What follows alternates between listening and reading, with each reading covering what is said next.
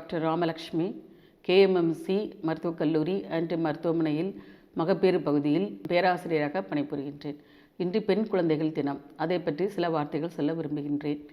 பெண்கள் வீட்டின் கண்கள். ஒரு பெண் ஒரு தாயின் வயிற்றில் வளரும் போதே இல்லை, உருவாகும் போதே அவள் போராட ஆரம்பித்து விடுகிறாள். பெண் சிசுக்களை பற்றி அனைவரும் அறிந்திருப்பீர்கள். அரசாங்கத்தின் பற்பல திட்டங்களின் மூலம் அவள் அதில் போராடி வெற்றி பெறுகின்றாள். பிறந்த பிறகும் அந்த போராட்டம் ஓயவில்லை. மேலும் பல்பல சவால்களை எதிர்கொள்ள வேண்டியிருக்கிறது. ஒரு குடும்பத்திலே ஒரு ஆண் குழந்தை இருக்கும் பொழுது ஆண் குழந்தைக்கு மிகுந்த ஒரு சலுகைகளும் கல்வியும் அறிவும் உணவும் எது வேண்டுமானாலும் அதிகமாக கொடுக்கப்படுகிறது. அவள் அப்பொழுதும் அதற்காக போராடி அதில் வெற்றி பெற வேண்டியிருக்கிறது.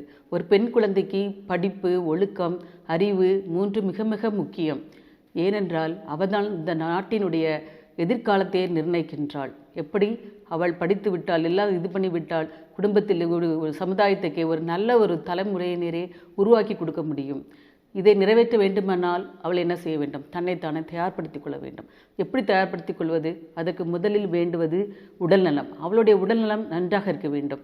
அவளுடைய ஹீமோகுளோபின் கவர்மெண்ட் சொல்லியிருக்காங்க, 12ஆம் கிளாஸ் படிக்கும்போது ஹீமோகுளோபின் 12 இருக்கணும்னு. அதுமாதிரி அவளுடைய உடல்நலம் முதல்ல நல்ல நிலைமையில் இருந்தால் தாய் நலமும் சேய் நலமும் நன்றாக இருக்கும். 2வது அறிவு. நல்ல அறிவு இருந்தால் அவள் எது நல்லது எது கெட்டது என்று அவளால் ஆராய்ந்து செய்ய முடியும். போராட்ட காலங்களில் நல்ல ஒரு டிசிஷனை அவளால் எடுத்துக்கொள்ள முடியும், தீர்மானிக்க முடியும். 3வதாக மனத்திடம், மன உறுதி.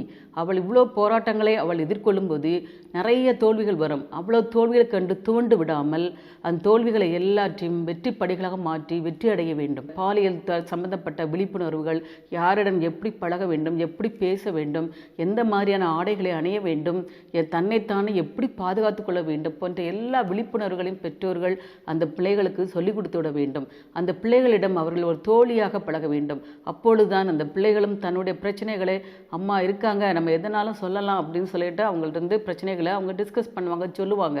அப்படி சொல்லும்போது நம்மளும் நன்மை எது தீமை எது என்று அவங்களுக்கு சொல்லிக் கொடுத்து விட வேண்டும். அந்த காலத்தில் பார்த்தீங்கன்னா வெறும் சினிமா அந்த மாதிரி தான் இருக்கும். ஆனால் இப்போமா பார்த்தீங்கன்னா டிஸ்ட்ராக்ஷன் ஆகிறதுக்கு நிறைய வழிகள் இருக்குது.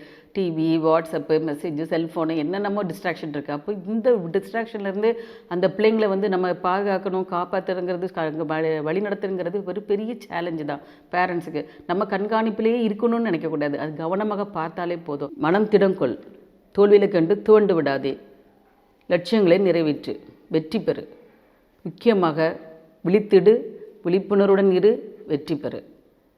பெண்ணின் நலத்தை காத்திடுவோம், நாட்டின் நலத்தை உயர்த்திடுவோம்.